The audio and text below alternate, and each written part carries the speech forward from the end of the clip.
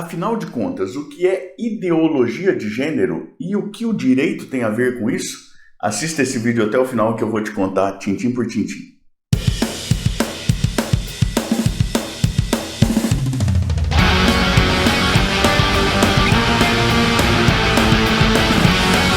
Eu sou o professor Thiago Caversan e compartilho semanalmente, aqui mesmo no canal, vídeos relacionados à teoria e à prática do direito, como esse vídeo de hoje, em que eu falo sobre ideologia de gênero, e isso já a partir de vários anos de experiência como advogado e também como professor universitário. Se você gosta desse tipo de conteúdo, inscreva-se aqui embaixo, também clique no sininho, até para ficar sempre a par das novidades que nós trazemos para cá. Hoje eu quero conversar contigo brevemente sobre a tal ideologia de gênero e o que o direito tem a ver com tudo isso, até para a gente ver se a gente consegue compreender um pouco melhor. Eu vou te confessar que o que me levou a gravar esse vídeo foi uma conversa de WhatsApp, da qual eu não participei, mas de que tive conhecimento, em que uma determinada pessoa, era uma conversa em grupo, uma determinada pessoa disse lá, preocupada com um livro que tinha na biblioteca da escola do próprio filho, e veio a expressão: eu sou contra a ideologia de gênero. Eu pensei que a escola fosse contra a ideologia de gênero também. É um absurdo que haja um livro com esse perfil na biblioteca da escola e tudo mais. E aí eu fiquei pensando que muito provavelmente, muito possivelmente, pelo menos as pessoas usam os termos sem saber exatamente o que eles significam, e esse é um grande problema da comunicação, né? A gente precisa estabelecer determinados códigos linguísticos, e para isso precisa até fazer algum esforço de compreender o que é que os termos e expressões significam ao longo do tempo, né? Porque essa é uma discussão que geralmente está relacionada a possibilidades dos homens e das mulheres. Então vou te dizer o seguinte, para depois retomar a frase, porque isso me fez pensar e tudo mais. É o seguinte, veja, os teóricos que tratam da ideologia de gênero, pelo que me parece, eles não afirmam que não haja diferenças entre homens e mulheres. Isso é um primeiro ponto que precisa ficar claro. É claro que tem gente que defende tudo que é tipo de ideia, mas me parece que quando a gente vai conversar aí com um bom substrato de estudo, a gente parte dessa constatação. Ninguém está defendendo que não haja diferenças entre homens e mulheres. A gente pode pensar no nível cromossômico, por exemplo, né? E é claro que você pode pensar que há pessoas que nascem, inclusive, com uma configuração genética diferente, tudo mais, mas em geral, né, estatisticamente falando, a gente tem muito comum a dupla de cromossomos XX, lá, dupla de cromossomos XY, e isso determinaria aí uma possível constatação de homens e de mulheres, no nível cromossômico pelo menos. E veja, pelo que me parece, os estudiosos que se dedicam à compreensão das questões relacionadas à ideologia de gênero não negam que haja essa distinção e, a partir disso, outras possíveis distinções. E você pode, caso você queira, chamar isso de um dado da natureza. Tá certo? Me parece que talvez a gente possa fazer isso sem grande problema, sem grande confusão, sem grande dissenso e tudo mais. Agora, acontece que, a partir daí, e é isso o que me parece que pretendem denunciar, ou para isso pretendem chamar a atenção os estudiosos sérios que se dedicam à compreensão das questões relacionadas à ideologia de gênero. A partir do que a gente tem de dado da natureza de distinção entre homens e mulheres, se cria muitas outras coisas que dependem de um contexto cultural, que não são mais um dado da natureza, que são ideologia. Uma ideologia que cria diferenças entre homens e mulheres que não são diferenças naturais. Isso seria a ideologia de gênero. A ideologia de gênero seria o discurso segundo o qual tem coisas que são próprias para mulheres e tem coisas que são próprias para homens. Isso, em resumo, muito resumido, talvez pudesse ser uma definição aí, claro, bastante grosseira, bastante informal de ideologia de gênero. A ideologia de gênero é a ideia que se cria, o discurso que se cria, de que tem coisa que mulher pode, tem coisa que mulher não pode, tem coisa que homem pode, tem coisa que homem não pode. De maneira que eu não vou me aguentar, que isso podia estar lá no final do vídeo, mas eu já vou te falar. Veja que a pessoa que diz, sou contra a ideologia de gênero, em geral, se você for procurar entender o contexto do discurso dela, ela não é contra a ideologia de gênero. Ela é uma grande reprodutora da ideologia de gênero. Ela é contra a reflexão sobre a ideologia de gênero. Ela é contra pensar sobre a ideologia de gênero. E veja, não estou dizendo que você deva concordar com o discurso que se faz sobre a ideologia de gênero, mas você pensar que não deve nem refletir, talvez seja algo temerário, né, para um ser humano que é marcado pela reflexão e tudo. Não, isso é tão ruim que eu acho que é melhor ninguém nem pensar. Putz, ou então pior ainda, não, eu penso, mas eu não quero que os outros pensem, porque eles não têm maturidade. Puta, isso é de uma arrogância tremenda, né? Isso é de uma arrogância profunda e absurda, né? Não, tem certas coisas que eu acho que as outras pessoas não devem pensar. Eu penso porque eu tenho condição, sou um ser iluminado, né? Os outros não, puta, me desculpe, mas isso é terrível, né? Se você se leva tão em alta conta assim, talvez você deva investir um pouco mais em terapia, esse tipo de coisa, porque ninguém pode se levar tão a sério desse jeito, né? Feito os parênteses aqui, vamos voltar. Então, assim, retomando, existe, estatisticamente falando, tudo mais, porque a gente tem casos diferentes, a gente tem possibilidade de conjunções cromossômicas diferentes, estatisticamente falando, em número bastante pequeno, mas a gente tem, estatisticamente falando, algo de muito comum de cromossomo XX, cromossomo XY, mulheres e homens. E veja, assim, daquilo que é o mais básico de tudo. Quem na loteria do universo vem com um cromossomo XX tem a possibilidade, em tese, de gestação. Nem todas as mulheres podem, porque há uma série de outras questões envolvidas. Mas, em geral, quem vem com cromossomo XY vem excluído da loteria da vida da possibilidade de gestação própria. Isso é um dado da natureza. Me parece que não há grande... É claro que sempre é a gente que vai querer discutir e tudo mais, mas, no geral, estatisticamente falando, isso é um dado da natureza. Agora, a gente cria muitas outras coisas que a gente tenta vender como dado da natureza e que absolutamente não tem nada a ver com a natureza das coisas. É interpretação, é criação e muitas vezes é discurso de dominação, e é por isso que o direito é importante nisso aqui.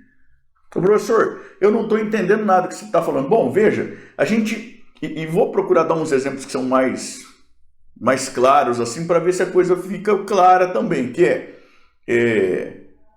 homem não pode chorar. Não está escrito em lugar nenhum dos códigos da natureza que não são escritos, mas isso não é um dado da natureza. O macho, o ser masculino não pode, mas por que não pode chorar? Até coisas do tipo, menina não pode fazer, sei lá, futebol. Isso não é coisa de mulher, né? Menino não pode dançar. Quem manda na família é o homem. A mulher deve obedecer o seu marido. Lavar louça é coisa de mulher. Cozinhar é coisa de mulher. Quem deve cuidar da rotina das crianças na escola é a mulher. A mulher não pode trabalhar fora, ou trabalhando fora não pode fazer determinado tipo de serviço. Veja, isso já não tem nada a ver mais com a natureza. Isso são criações culturais. E veja que a gente tem uma vida que é muito determinada por criações culturais. Nós temos códigos de vestimenta que parecem que são muito claros. A gente viu até esse dia aí o chefe Jacan mergulhando no mar lá de de terno e gravata para dizer que as pessoas não devem ir ao restaurante dele. Eu nem sei se ele estava falando sério, eu estava brincando e tal, mas que não devem ir de roupa de praia, short e tudo mais ao restaurante dele, porque cada lugar tem um... Mas vê, tudo, eu não vou dizer se ele está certo ou está errado, nem nada disso, mas a questão é, o código até existe, mas é um código cultural e poderia ser outro, porque fomos nós que criamos, isso não é um dado da natureza. Vá a um jantar de formatura, por exemplo, ou a um jantar de gala qualquer, dê uma olhada no ambiente e procure identificar se tem alguma coisa de dado natural daquilo lá. E procure lembrar os nossos ancestrais em cavernas, né, em torno de fogueirinha e tudo mais. Veja, a iluminação que se tem lá não é um dado natural, a ordem dos pratos, os arranjos, o que pode, o que não pode, o talher, a roupa que se vai, com quem você pode conversar, nada disso é dado da natureza. Isso são dados culturais. E o permanecer como está e não modificar e tudo mais, isso tudo é uma questão de ideologia, no fundo. Né? De maneira que a ideologia de gênero vai pegar justamente aí. A ideologia de gênero é a criação ideológica de que há diferenças entre homens e mulheres, entre o que podem e o que não podem fazer, entre o que precisam e o que não precisam, entre o que devem e o que não devem, que não são ligadas exatamente à natureza. São criações culturais. E onde que o direito entra? O direito entra na reflexão sobre como as criações culturais acabam no legislativo, nos costumes, passando a fazer parte daquilo que normatiza a vida, inclusive com característica de coercibilidade, e que acabam oprimindo mais alguma parcela da população. Né? A ideia é mais ou menos essa. Então, por que que... E a gente vai, assim, a gente vai evoluindo ao longo do tempo, né? Então, por que que existe vedação de vaga para... Assim, existe vedação, não, mas não se prevê vaga para mulheres, ou então prevê-se vagas exclusivamente para homens em determinados concursos públicos. Ser lixeiro é coisa só de homem. Bom, mas se a mulher passar no teste físico, sei lá, se tiver esse tipo de coisa e tal, e se ela achar que é melhor ter aquela função do que ficar desempregado ou ficar exclusivamente em casa, se você quiser tocar a vida desse jeito, por que que a sociedade tem que impedir ela de poder fazer essa própria escolha? E a reflexão sobre a ideologia de gênero passa até por isso. Por que que a menina não pode, desde criança, começar a pensar que ela pode querer alcançar lugares que hoje a maior parte das pessoas acha que não é para ela? Por que que o menino não pode pensar que o pai dele nunca chorou, o pai dele nunca pediu desculpas, mas ele não precisa necessariamente reproduzir isso? E se ele quiser chorar, pode ser que ele tenha algum desconforto para chorar perto do pai, mas o problema talvez seja mais com o pai do que com ele. E se ele quiser chorar, tudo bem, não tem problema, porque pode ser coisa de menino, não tá na natureza que ele não pode chorar, né? Não está na natureza que ele não pode cozinhar, não está na natureza que ele não pode participar ativamente da criação dos filhos naquilo que é mais comezinho, dar banho, trocar fralda, ajudar a passar uma cólica, levar para a escola, levar para o médico, né? E veja que aqui tem um ponto que é bastante interessante. Eu atuo como avaliador de cursos de direito pelo INEP também e tal, e é comum quando você vai à faculdade o pessoal mostrar com todo orgulho que tem trocadores para crianças nos banheiros femininos para quando a mãe precisa eventualmente estar com o filho lá. Nunca tem no banheiro masculino. Por que não? Né? E o não ter no banheiro masculino é algo que é relacionado com a natureza ou é algo de um contexto cultural que talvez possa ser pensado?